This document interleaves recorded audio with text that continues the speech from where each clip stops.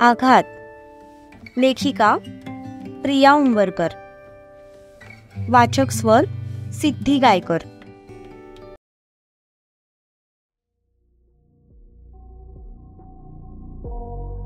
त्यांची जवळपास 15-20 माणसं होती आणि शिवाची फक्त 7-8. त्यामुळे तो माणूस ओव्हर कॉन्फिडन्स मध्ये होता. काही सेकंदातच माणसांना माणसं भिडली आणि सुरू झाला मारामारीचा अजब खेळ. तो काळा माणूस शिवाजवळ आला आणि त्याच्या डोळ्यात डोळे घालून म्हणाला, तुझ्यात किती दम आहे ते आता मला बघूच देत.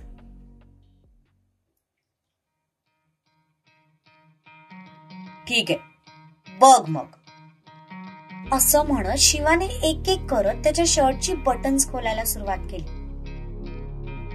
ब्लेझर तर त्याने येताना गाडीतच फेकून टाकलं होतं. हे काय करतोयस तू? तो माणूस त्याच्याकडे बघून म्हणाला, आखाड्यातल्या मातीत मोठा झालोय मी. कपडे घालून फायटिंग करायला मजा येत नाही. असं म्हणत त्याने शर्ट काढून हवेत भिरकावला. पण जसा त्याने शर्ट काढला तसं ताराचे डोळे मोठे झाले. आता तो फक्त ब्लॅक फॉर्मल पॅन्ट आणि पांढऱ्या शुभ्र बनियानवर होता. पण त्यातूनही त्याची कसलेली बॉडी नजरेत भरण्या इतकी उठून दिसत होती. त्याने हाताची मूठ आवळली तसे त्याचे बायसेप्स फुगले.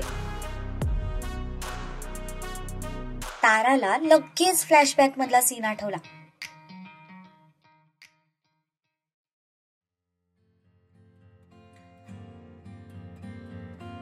एकदा त्यांची गर्ल्स बॅचलर पार्टी होती. तिच्या ऑलमोस्ट सगळ्या मैत्रिणींची लग्न होत आली होती. त्यामुळे सगळे तिला तू कधी लग्न करतेय हे विचारत होते. तेव्हा तिने तिच्या होणाऱ्या नवऱ्याविषयीच्या अपेक्षा सांगितल्या होत्या आणि तसा मुलगा मिळाला तर नक्कीच मी लग्न करेन असं ती म्हणाली होती. पण तिच्या अपेक्षा ऐकून तिच्या मैत्रिणी तिच्यावर हसल्या होत्या. फ्लॅशबॅक.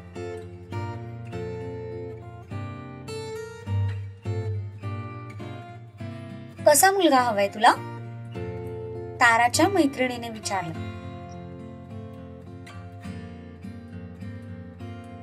त्याची हाईट ना जवळपास 6 फूट हवी. थोडीफार 1-2 इंच कमी जास्त चालून घेईन. बॉडी मात्र परफेक्ट हवी.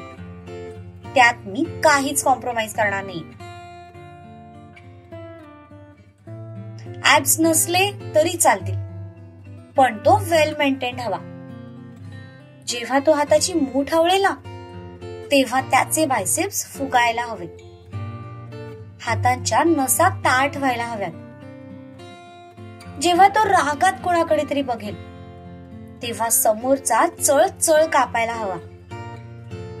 त्याचा एक हात जेव्हा समोरच्याच्या गालावर पडेल तेव्हाच तो जागेवर खाली पडायला हवा. इतका त्याच्यामध्ये दम हवा.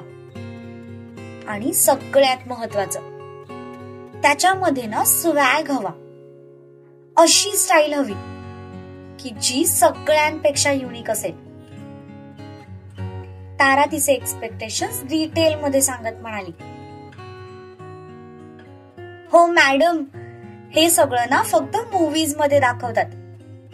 रिअल लाईफ मध्ये असं कोणीही नसतं. तिची मैत्रीण तिच्यावर हसत म्हणाली, आय नो, म्हणून तर मला लग्नात इंटरेस्ट नाहीये. कारण रिअल लाईफ मध्ये माझे एक्सपेक्टेशन फुलफिल करणारा मुलगा मला कधीच मिळणार नाहीये हे मला माहित आहे. आणि उगीच कुठल्या तरी छचुंदर मुलाबरोबर लग्न करून लाईफ वेस्ट करण्यापेक्षा सिंगल स्टेटस जिंदाबाद. तारा विस्कीचा ग्लास तोंडाला लावत म्हणाली, तितक्यात खूप जोराचा आवाज आला. तशी ती दचकून भूतकाळातून पुन्हा वर्तमान काळात आली.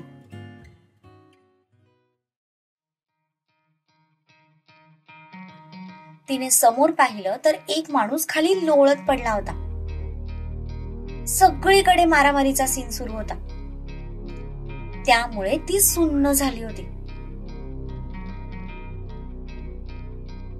ए शेळपट, मागून वार नाही करायचा. हिम्मत असेल तर समोरून भिडायचं. शिवा त्या खाली पडलेल्या माणसाकडे बघून म्हणाला, कारण तो पाठीमागून शिवावर वार करायला आला होता. त्याची चाहूल लागता शिवाने फिरून त्याच्या एक सणसणीत कानामागे लावली होती. तसा तो धडपडत खाली पडला. एक काळतोंड्या, तुझ्या माणसांना सांगून ठेव, समोरून लढता येत नसेल ना तर हातात बांगड्या घाला म्हणावं. शिवा एकदम खुन्नसपणे त्या काळ्या माणसाकडे बघून म्हणाला.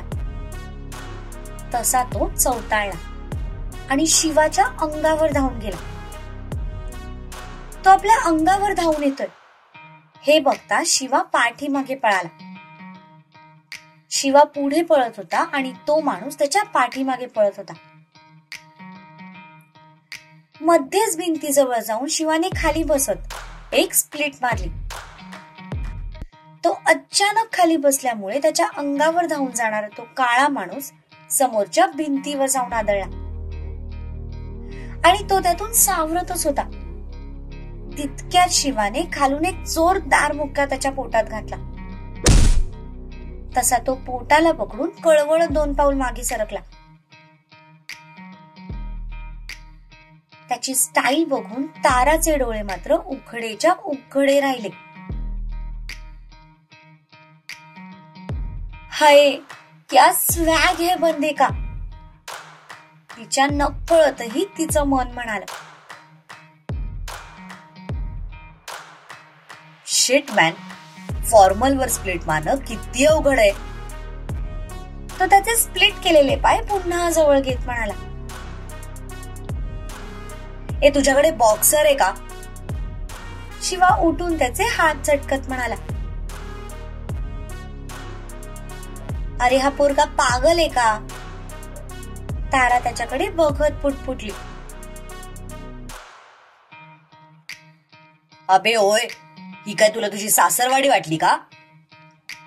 असं म्हणत तो माणूस परत शिवाच्या अंगावर धावून गेला आणि यावेळी त्याने खूप फास्ट शिवाला उचललं. त्याची बॉडी शिवापेक्षा दणकट होती. त्यामुळे त्याने अलगद दोन्ही हातावर त्याला उचलून घेतला. अबे ब्लॅक पॅन्थर, दम घे की जरा.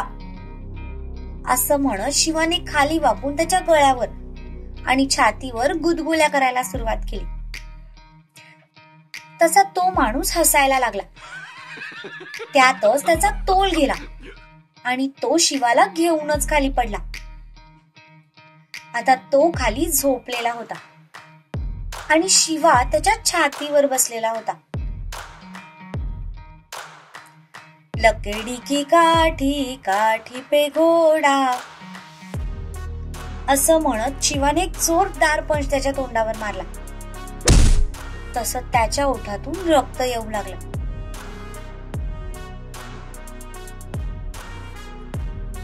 I just can't believe. अरे हा पोरगा खरंच वेडा आहे. I have never seen a crazy fight like this. तारा त्याची मारण्याची स्टाईल बघून फुल शॉक मध्ये गेली होती. तुझ्या तर, असं म्हणत त्या माणसाने पण एक शिवाला पंच मारला. तसा त्याचा तोल जाऊन तो बाजूला जाऊन पडला. अबे मुस्काट तोंड्या, दुसरीकडे नाही मारता येत का तुला. सगळीकडे मार राव, पण चेहऱ्यावर नको मारू. या चेहऱ्यावर कितीतरी पोरी फिदा आहेत. शिवा ओठांजवळ आलेलं रक्त बोटाने पुसत म्हणाला, घ्या, इथे पण साहेब स्वतःच कौतुक करण्यात व्यस्त आहेत. तारा डोक्याला हात लावत म्हणाली, तुम्ही दोघे भाऊ लहानपणी डोक्यावर पडला होता का रे? तुझा भाऊ पण तसलाच, म्हणे चेहऱ्यावर नको मारू. तो माणूस उठून त्याचे हात झटकत म्हणाला, वेट, तू त्याच्यावर हात उचललास? शिवा पण हात झटकत उठून उभा राहिला. हात उचलला, हात साफ केला म्हण. असा चोपलाय ना त्याला की त्याचा थोबाड पण तुला ओळखू येणार नाहीये. तो माणूस खूप ऍटिट्यूड मध्ये म्हणाला. पण त्याने सूर्यावर हात उचललाय हे ऐकून शिवाच्या डोक्याची मात्र तिडीक गेली. तुझ्या माईला, तुझी हिम्मत कशी झाली त्याला हात लावायची? असं म्हणत शिवा सरळ त्याच्या अंगावर धावून गेला आणि त्याला मागच्या भिंतीवर आदळलं आणि धप्पाधप त्याच्या पोटात पंचेस मारू लागला. शिवा त्याला चावण्याची संधीच देत नव्हता. एकावर एक पंचेस मारत होता. त्याचा मारण्याचा आवेश बघून दोघे जण शिवाच्या अंगावर धावून गेले. शिवाचं त्या दोघांकडे लक्ष नव्हतं. ताराने ते पाहिलं आणि तिचे डोळे भीतीने मोठे झाले. ते दोघे पळत शिवाच्या दिशेने येत होते. ते बघून तिला राहावलं नाही आणि ती पण पळतच त्या दोघांच्या दिशेने निघाली. ते दोघे पाठीमागून शिवाला मारणारच होते. तितक्यात तिने पाठीमागून त्या दोघांच्या पाठीवर जबरदस्त मुक्के घातले. तसे ते दोघे शिवाच्या दोन्ही बाजूने भिंतीवर जाऊन आदळले. तेव्हा कुठे शिवा भानावर आला आणि पंच मारायचा थांबला. त्याने पाठीमागे वळून पाहिलं आणि आता त्याचे डोळे आश्चर्याने मोठे झाले, कारण त्याच्या समोर तारा उभी होती.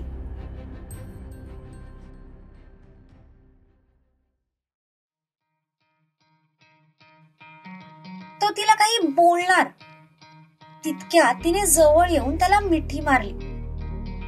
तसा तो शॉक झाला. पण दुसऱ्याच सेकंदाला त्याला पाठीमागून कळवळण्याचा आवाज आला.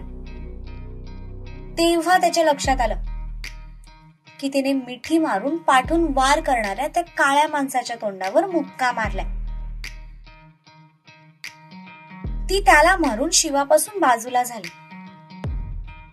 तो मात्र डोळे मोठे करून तिच्याकडे पाहत होता. त्याने एकदा पाठी पडलेल्या त्या तिघांकडे पाहिलं आणि मग तिच्याकडे पाहिलं. अबे मिस पिटारा, तू इथे काय करते? तो एक पाऊल पुढे सरकत म्हणाला. पण त्याच्या तोंडून पिटारा ऐकून तिचं मात्र रक्त खवळलं.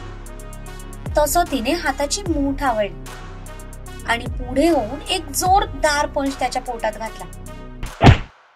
तसं त्याने कळवळून दोन्ही हातांनी त्याचं पोट पकडलं. Are you mad? तो पोटाला पकडून तिच्याकडे बघत म्हणाला. Call me Tara. ती त्याच्याकडे बघून रागात म्हणाली. ती त्याच्याकडे रागात बघतच होती. तितक्यात त्याने तिच्या हाताला हिसका देत तिला जवळ ओढलं आणि तिच्या कमरेत हात घालून तिला गोल फिरवलं. ती या सगळ्यातून बाहेर पडतच होती. तितक्यात तिने पाहिलं की तिच्या पायाच्या किकने समोरचा एक माणूस खाली पडलाय. तिने आश्चर्याने त्याच्याकडे पाहिलं. Great job miss Chatkara. तो तिला खाली उतरवत म्हणाला. तसं ती आश्चर्याने त्याच्या तोंडाकडे पाहतच राहिली. ती गोंधळून त्याच्या चेहऱ्याकडे पाहतच होती. तितक्यात तिला त्याचा आवाज आला. Get down. तशी ती दचकून खाली वाकली. ती खाली वाकताच त्याने गोल फिरून एक जोरदार किक मारली. तसा तो माणूस तिच्या बाजूला जाऊन पडला. तो परत उठतच होता. तसं त्याने एकाच हाताने ताराच्या कमरेला पकडलं आणि तिला वर उचलून गोल फिरवत त्याच्या अंगावर आदळलं. त्याचा स्पीड इतका फास्ट होता की तिच्या पायामुळे तो बिचारा पुन्हा तसाच खाली पडला आणि तिथेच बेशुद्ध झाला. गुड जॉब, तो तिला खाली ठेवत म्हणाला. त्याने तिला इतकं जोरात गोल फिरवलं होतं की आता तिला पण चक्कर येत होती. ती डोक्याला हात लावून खाली पडणारच होती. तितक्यात त्याने परत तिच्या कमरेत हात घालून तिला सावरलं. तिला गरगरत असल्यामुळे थोडा वेळ तिने तसंच त्याच्या खांद्यावर डोकं टेकवलं. तो एकाच हाताने तिला पकडून उभा होता. तिने अर्धवट डोळे उघडून समोर पाहिलं तर समोरून एक माणूस हातात लोखंडी रॉड घेऊन त्यांच्याच दिशेने येत होता. ते बघून तिने त्याच्या पोटावरचा हात घट्ट दाबला आणि त्याला जागीच गोल फिरवलं. तो माणूस त्या दोघांच्या अगदी एका हाताच्या अंतरावर आला होता आणि हातातला रॉड मारणारच होता. तितक्यात ताराने पोटावर जबरदस्त किक मारली. त्यामुळे त्याच्या हातातला रॉड खाली पडला आणि तो पोटाला पकडून तसाच कळवळत खाली बसला.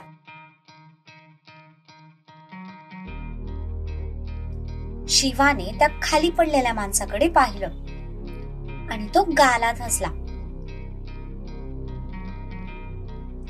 खतरनाक आहे राव पोरगी, तो मनातच तिच्या हिमतीचे दात देत म्हणाला. शिवाने आजूबाजूला नजर फिरवून पाहिलं तर त्यांची बरीचशी माणसं खाली पडलेली होती आणि त्यासोबत त्याची पण माणसं जखमी झालेली होती. ते बघून त्याने एक सुस्कारा सोडला. चल, तो तिचा हात पकडत म्हणाला आणि तिला घेऊन त्या खोलीच्या दाराकडे जाऊ लागला. तितक्यात पाठीमागून त्याला आवाज आला.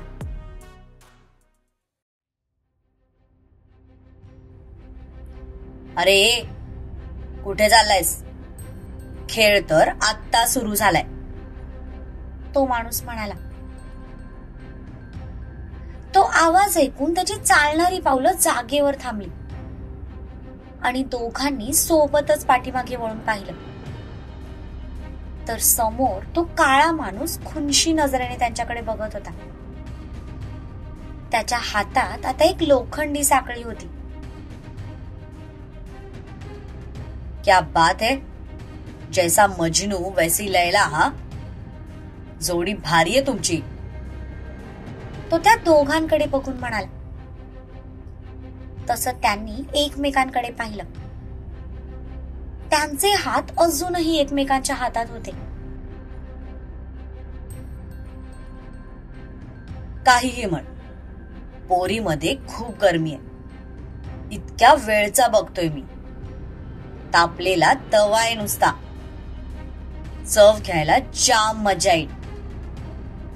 तो खूप घाणेरड्या नजरेने ताराकडे बघत म्हणाला. या सगळ्या गडबडीत तिची ओढणी कुठेतरी पडून गेली होती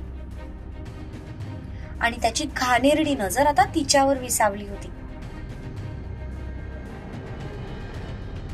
तिने ब्लॅक कलरची स्किन फिट लेगिन्स आणि त्यावर येलो टॉप घातला होता, ज्यामध्ये तिचं वळणदार शरीर लक्ष वेधून घेण्यासाठी पुरेसं होतं.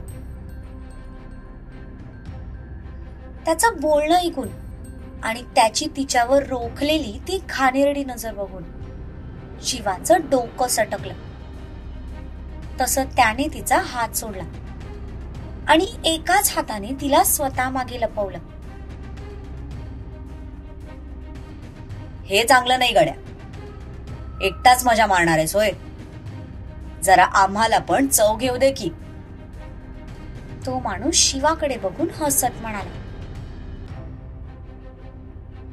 चव तर आता तुला मी दाखवते, असं म्हणत तारा त्याच्या पाठीमागून पुढे आली आणि जोरात पळत त्याच्या अंगावर धावून गेली.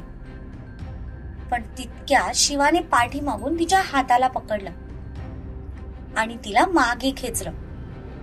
तशी ती गोल फिरून डायरेक्ट त्याच्या मिठीत आली.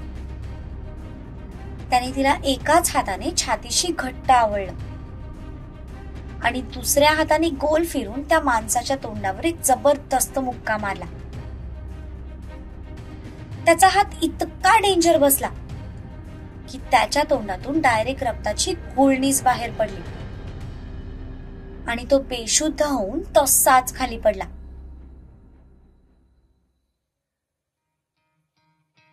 सर, तुम्ही का मारलं त्याला? मला मारायचं होतं ना, ती त्याच्यापासून बाजूला होत म्हणाली. अबे ओय, हलकी आज पे भुनी हुई सस्ती मेरी कॉम. तो मुद्दाम आपल्याला डिवचत होता. तू त्याच्याजवळ गेली असती ना तर त्याने त्या लोखंडी साखळीने तुझा गळा आवळला असता. तो बाजूला पडलेला त्याचा शर्ट उचलत म्हणाला. त्याने तो शर्ट झटकला आणि परत अंगावर चढवत त्याची बटणे लावू लागला. असा कसा गळा दाबला असता? तुम्ही होतात ना मला वाचवायला, ती भावनेच्या भरात पटकन बोलून गेली. तसं बटन लावणारे त्याचे हात जागेवर थांबले. तिला पण जशी तिची चूक समजली तशी ती पण शांत झाली. ओढणी कुठे आहे तुझी? तो विषय बदलत म्हणाला. तिकडे पडली असेल, ती एका बाजूला इशारा करत म्हणाली. जा जाऊन घेऊन ये, तो तिच्याकडे न बघताच म्हणाला. ती गाडी जवळ पडलेली तिची ओढणी घेऊन आली. तोपर्यंत त्याने शर्टची राहिलेली बटन्स लावली आणि स्लीव्स वरती फोल्ड केल्या. त्याच्या ओठातून रक्त येत होतं. त्याने ते खिशातल्या रुमालाने पुसलं. त्याच्या हाताला पण थोडं लागलं होतं. त्याने हात झटकत सगळीकडे पाहिलं तर आता सगळेजण खाली पडलेली होते. त्याची माणसं पण बरीच जखमी झाली होती. Sir, are you okay? तिने त्याच्याकडे बघत विचारलं. तो म्हणाला. त्याने रूमला बाहेरून लावलेली कडी उघडली आणि तो आत पाऊल टाकणारच होता. तितक्यात त्याला पाठीमागून कोणीतरी पकडल्यासारखं वाटलं. त्याने मागे वळून पाहिलं तर ताराने त्याचा हात पकडला होता.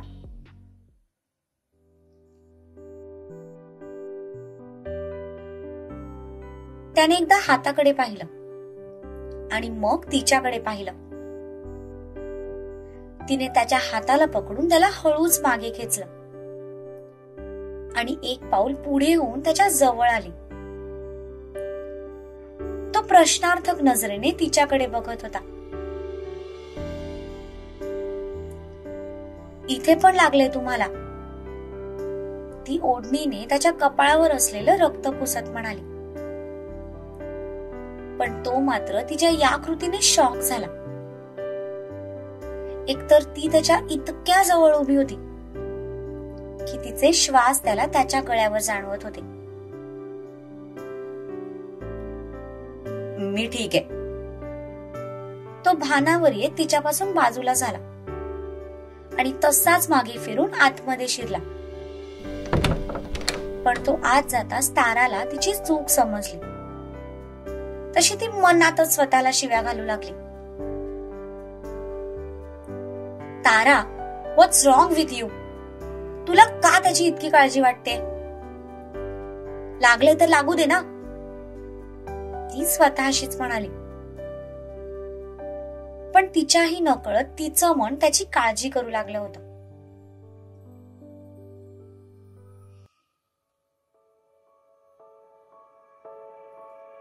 शिवा आतमध्ये आला तर एका कोपऱ्यात त्यांनी सूर्याला बांधून ठेवलं होतं.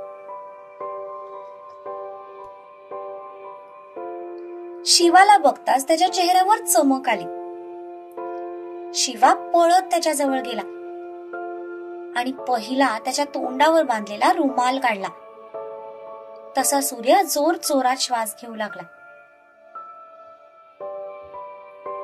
आय नो, मला माहित होतं की तू मला शोधून काढशील. सूर्या त्याच्याकडे बघून म्हणाला. पण त्याचं वाक्य पूर्ण व्हायच्या आतच शिवाने एक जोरदार त्याच्या कानफाटात लगावली.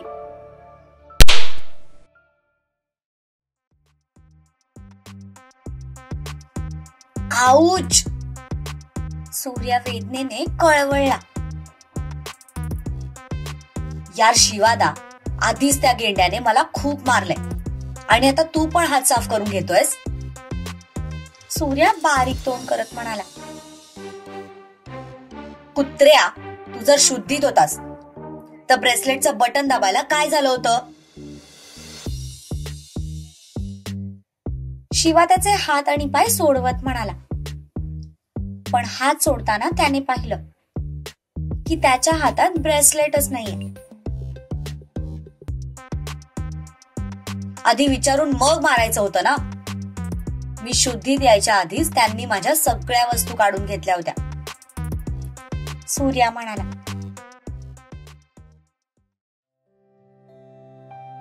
तसं शिवाने त्याला लगेच छातीशी लगावलं.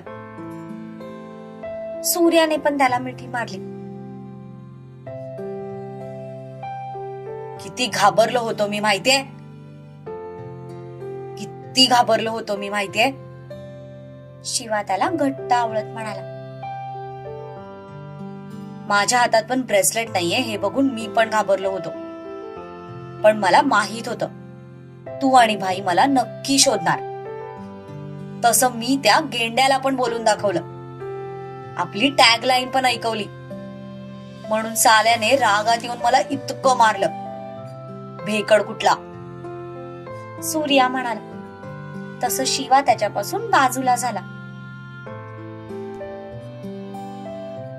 खरंच खूप मारलंय रे त्याने तुला. शिवा त्याचा चेहरा उंजळीत घेऊन म्हणाला. हो, आणि वरतून तू पण मला मारलं. सूर्या म्हणाला. सॉरी सॉरी असं म्हणत शिवाने परत त्याला मिठी मारली. पाठीमागून तारा त्या दोघांचं बंधू प्रेम बघत होती. त्या दोघांचं प्रेम बघून नकळतपणे तिच्या चेहऱ्यावर एक स्माईल आली. जेव्हा सूर्याने डोळे उघडले तेव्हा त्याचं लक्ष समोर उभ्या असलेल्या ताराकडे गेलं. या कोण? सूर्या शिवापासून बाजूला होत म्हणाला. तसं शिवाने मागे वळून पाहिलं. मिस नख. तारा. माय नेम इज तारा. शिवा पुन्हा तिचं नाव चुकीचं घेत होता. तितक्यात तारा त्याचा शब्द अर्धवट तोडत म्हणाली. मी शिवराज सरांची असिस्टंट आहे. तिने चेहऱ्यावर स्माईल ठेवत उत्तर दिलं.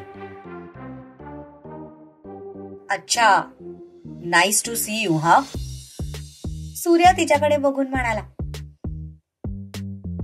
शिवाने त्याच्या समोर हात केला. तसं सूर्या त्याचा हात पकडून उभा राहिला. उभा राहता सूर्या हळूच त्याच्या कानात कुसबुजला. शिवादा, पोरगी खूप सुंदर आहे रे. एकदम ब्राऊन ब्युटी. सूर्या म्हणाला. तो हे म्हणता शिवाने रागात त्याच्याकडे पाहिलं. राधाला सांगू का? शिवा त्याच्यावर जळजळीत कटाक्ष टाकत म्हणाला. अरे, मी तुझ्यासाठी बोलतोय. सूर्या दात विचकत म्हणाला. एवढं थोबाड सुचलंय पण अजून तुझी मस्ती काही उतरली नाही. शिवा त्याच्याकडे बघून नकारार्थी मान डोलवत म्हणाला. तसं सूर्याने बत्तीशी दाखवत त्याच्याकडे पाहिलं. त्याच्या नजरेत सध्या हम नाही सुधरेंगे असे भाव होते.